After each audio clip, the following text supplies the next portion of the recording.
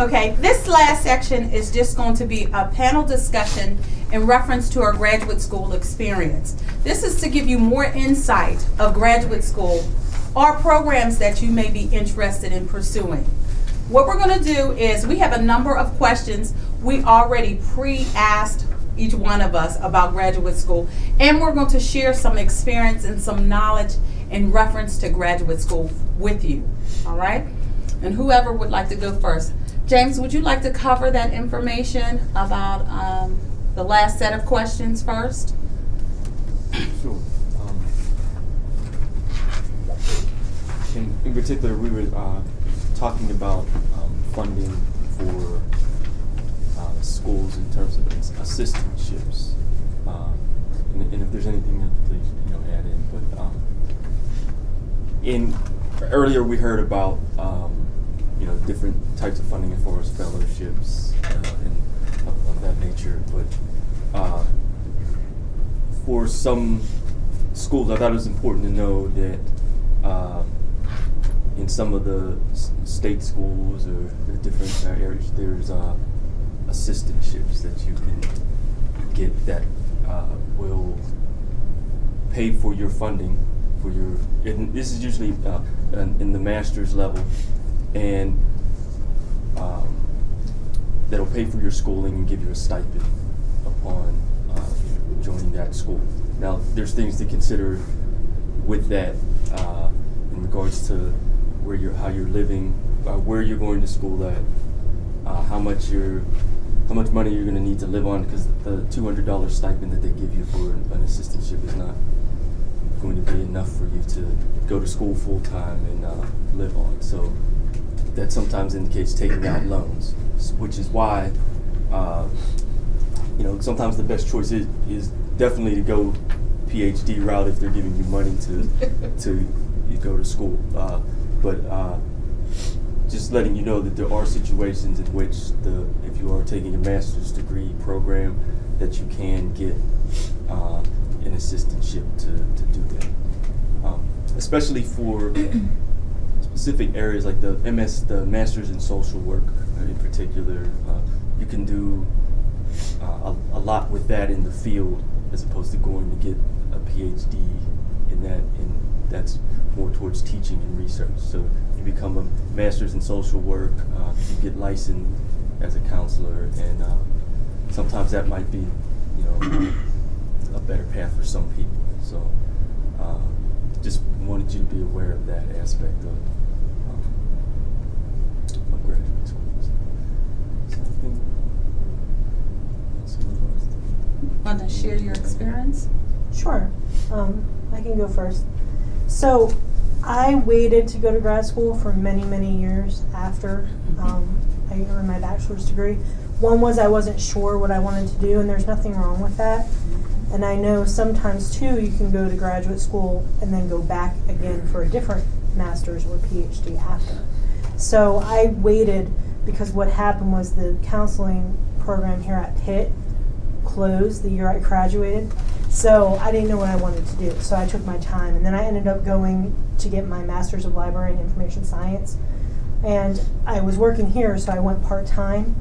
And the reason I asked Philippa Carter the question earlier about going later in life versus the traditional, like right after grad school, a lot of people in my particular program were non-traditional age. They were all had either a master's degree already or had at least 4 or 5 years of working experience. So that's not uncommon, is my point. The second is, and I know, not to speak for the rest of the panel, but myself and Jamar he's going part-time, and Lisa and James went full-time. So that's another aspect that we can discuss. For going part-time, I was also working full-time, so it was a challenge, but I was able to pay for grad school because I work at Pitt, and they paid for most of it. But as we mentioned earlier, I did still have to pay tax in addition to, I believe it was 9% tuition. So I still took out student loans. And because I couldn't work a second job that I had been working, I needed that additional money. So I am paying back student loans even though I did get tuition remission. So that's my story. And I'm not necessarily using my degree in library and information science, but it's still a master's degree, and I needed that master's in order to have the current position that I have in SSS. Excuse me. Just to kind of build off what Beth was talking about in terms of part-time versus full-time, I think that, I mean, that's probably was my most significant choice when I decided to go to grad school. Basically, I think it just comes down to you being realistic about your situation. A lot of times, you've already went through your 4 years, your undergrad. You're anxious to get out in the field and start earning some money. So a lot of times, people are just like, hey, I want to get done. I'm going to go full time. I even see it with the undergrad students. I'm going to take 21 credits. I just want to get out of here in 3 years. But for me, it wasn't a realistic option. As much as I would love to have gotten done in 2 years, my program is a 2-year program, but it's actually taken me 4 years to do it. So, the reason being is, my classes are 3 hours, and they're if I would have went full time, I would have had a 3-hour night class, I think every day except for one day. And I have children, I have other things basically in my life that kind of interfere with my ability to just go to school full time.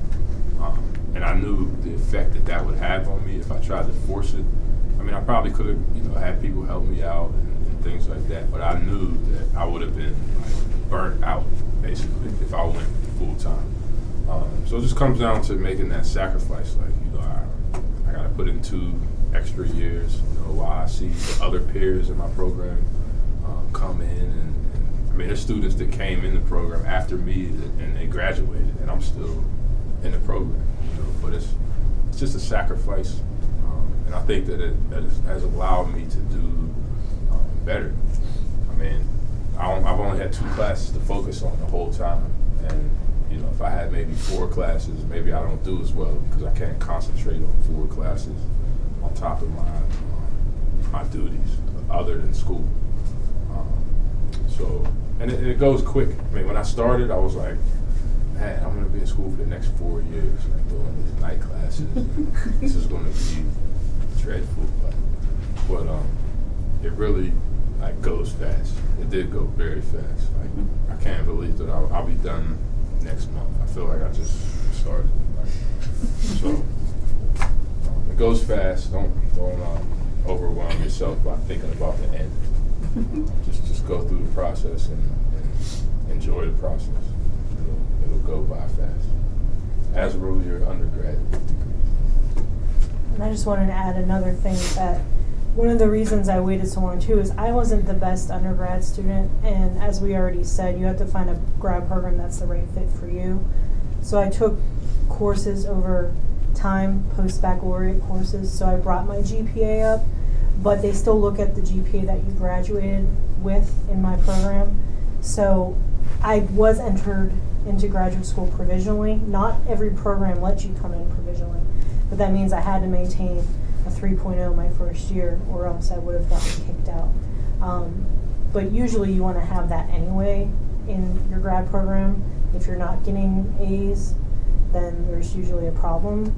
One or two B's is okay, but usually you want to have those A's, otherwise you're not probably in the right program. And something that Jamar said, and we'll let the other two speak on this as well, but the support system that you have is very important, whether that's friends or family, or I wouldn't have been able to get through my grad program without the support of my coworkers, because sometimes, you let things slip and you have to ask them to help pick up some of the slack, or, you might have to come in late and take a day off or something. So I'm not saying you shouldn't work full time, but just know that you're going to have to make an adjustment. So, okay. Do you just want to add? I think my experience is a little different. I did go full time. What happened is I left a full-time job to go full time. So that's really different. And I was also a little older in going to grad school. I had a full assistantship that paid for my tuition. So that was the experience I needed in reference to my job, my future job. I thought that was the best fit for me. It's really a sacrifice from going from full-time to going to school full-time. It's a huge adjustment. But I finished my program in a year and a half. I was determined to get through it as quickly as possible. So yes, it's a huge adjustment going back to school. So I'm speaking from the non-traditional side also. I strongly encourage, if your program promotes, if you can, go straight through. If you can. But some people can't. You know, you have to know your personal situation. Jamar, he has other obligations. Beth wasn't sure. And I was just ready. I just needed to do it to transition to what I really wanted to do.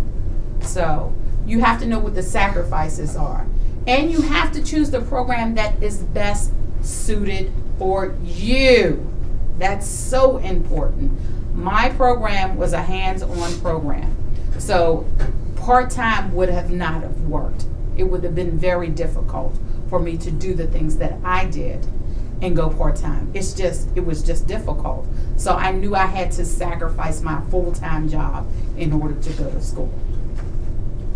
Yeah, and Lisa and I, we did the same program, different years apart, but and it is about and it really does. I mean, not to repeat, but the specific program does probably dictate whether you should go straight through, because for me it was since our program was more dealt with the field of study that you're doing, then it just made sense to do it and learn what you could. And even the assistantship that I did, it wasn't just working in an office. It was actually, working. It was working in an office in the field that I was doing, so you get the experience as well. So, and that's where, when you're weighing master's degrees, the jobs that you want experience. So that's where it comes down to, should I go to school or should I go out and get that experience, or ours combined it. So there are programs that combine that, will give you that experience and will allow you to, go through a full-time program. That's a valuable experience, and so I wouldn't be stuck on necessarily. Schools are important, but sometimes it's situation too. So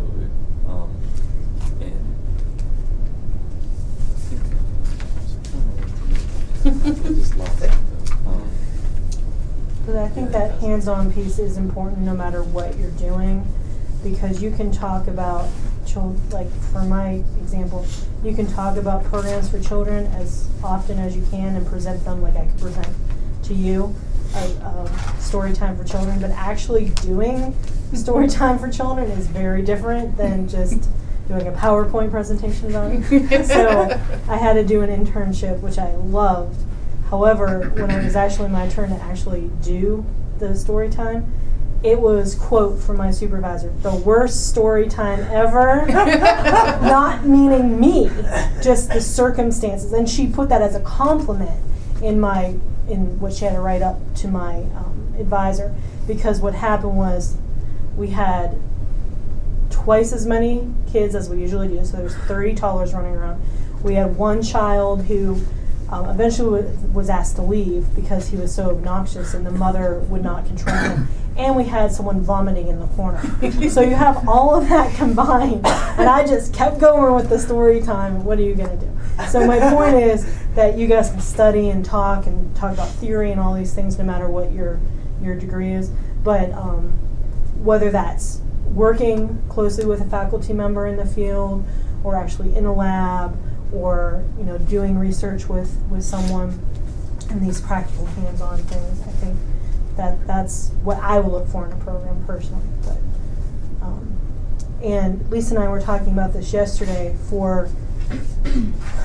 Find out when you're doing your research about licensures and organizations, because For me, for example, it was only $30 to join the American Library Association as a student, and it's a giant networking opportunity. Whereas now, to join as a professional, it's over $200. And that's just a general, and then you have your specifics for depending on what area of librarianship you're in. So keep that in mind, that you may not think you have money as a student, but it's a networking opportunity. And I'll let Lisa share an example of the licensure, but one that I had was, I know Philip was just talking about this. If you do accounting, you don't necessarily are automatically an accountant. You still have to sit for the CPA exam, okay? So you have to know these things about your degree, and she has an example about psychology. Specifically, there was a student who was in our program who graduated, who got her undergraduate and her master's in psychology. And one of the biggest things that she wanted to share with our students is, just because you have the degree does not give you the credentialing. So you have to make sure your program gives you everything you need in order to get the credential. What she found out is that her program does give her the degree in psychology, but she needed X amount of more credits that the program did not ask for in order to get licensure. And that's something totally different. And she was not even aware of that until recently. So please look at the program and the totality of what it is. Okay, yes, I'm getting a degree, and yes, I'm moving toward my goal, but what other things are required from me in order to get that licensure for whatever major it may be, okay? Or whatever credentialing that you may need. And that's very important. That's very important. Will I have to go back to school to add on top of you need to know those things, okay? Another important point is grad school does not guarantee you a certain salary. I need to tell you that, the reality of that. Because many students, especially within the arts and sciences, think that they're going to leave here and they're going to get jobs like $60,000 plus as bachelors. Wait, I have a master's degree and 17 years worth of experience, and I still don't make $60,000. I'm not saying that boastful, but I'm telling you the truth, okay? So the reality of what does grad school afford you, and can you afford to pay those loans back if you're taking loans out, all right? So the reality of how does that fit in your budget? So just a final point I want to make in terms of grad school, I think is important for you to know. One, get to know, just in regards to support network, get to know a professor, because that will be, when I was in grad school, I met professors in undergrad that I could still talk to and rely on when I was in school. And they helped me through a lot of things and got me opportunities because of that. So get to know somebody, but a professor in your field that can help you and you can go back to. And finally, like, in regards to what you do in grad school, be organized. So work on your organization now, because a lot of schools, there's like I had comprehensive exams that I had to take at the end. So if you're not organized and you're just taking classes and you're not, your notes aren't organized, and you get down to the end and now you have to throw back all this information from your first class and on a test, and if you don't pass this test, you can't pass, then you need to be organized when you're doing this. So those are two things I would say definitely work on as undergrad, so grad school will be a lot easier for you. Use your resources. We are here, all of us have gone or still continuing grad school. You had a speaker today. Use your resources if you're thinking about that next step, okay? When it comes to graduate programs, please, that's why we're here. And I'm hoping that if you have any future questions that are not listed within the packet, that you would come to your advisor and ask them those specific questions. If we do not know the answer, we'll call somebody and ask, or we'll investigate with you so you can have that information. We want you to have the tools to be successful beyond just here, the next step, or to help someone else. How about that? I have one more thing to add. As in terms of what you do in graduate school, I think you need to talk to all of us about that later as well. But it's not necessarily the same. In fact, I'll say it's not the same at all as what you're doing in undergrad. Some of you may be doing group work already, but we can all say grad school group work. Research, depending on what your degree is, you'll be doing more. With my program, I had to do a lot of research in order to write papers and such. But mine was a lot of group work, and it's an experience that will apply to life in general, especially working with other people. And is there anything you all want to add? Because I know we're running out of time.